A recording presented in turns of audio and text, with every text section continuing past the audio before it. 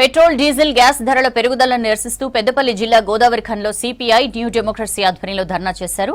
Godavari Khani pylon centre దగ్గర కేంద్ర ప్రభుత్వానికి వ్యతిరేకంగా ప్లకార్డులతో నిరసన తెలిపారు.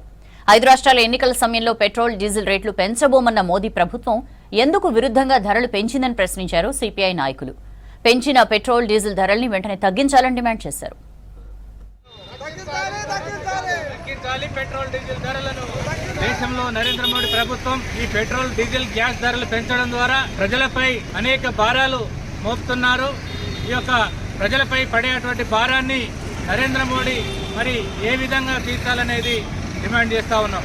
ఇవాళ ఈ ధరలు పెరగడం ద్వారా నిత్యావసర ధరలు, ఉప్పు ధర, పప్పు ధర, బియ్యము, కూరగాయలు, మంచి నూనె, ఇవన్నీ నిత్యావసర వస్తువుల ధరలు కూడా పెరిగే ప్రమాదం ఉంది.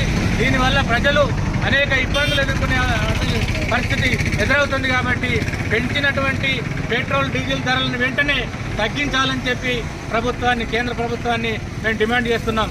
లేనట్లయితే దేశవ్యాప్తంగా పెద్ద ఎత్తున సిపిఐఎంఎల్ న్యూ డెమోక్రసీ ఆధ్వర్యంలో ఆందోళన కార్యక్రమాలు చేపట్టవలసి వస్తుందని, ఆ ఆందోళన కార్యక్రమాలకు మోడీ ప్రభుత్వమే బాధ్యత వహించాల్సి ఉంటుందని ఈ సందర్భంగా హెచ్చరిస్తా ఉన్నాం.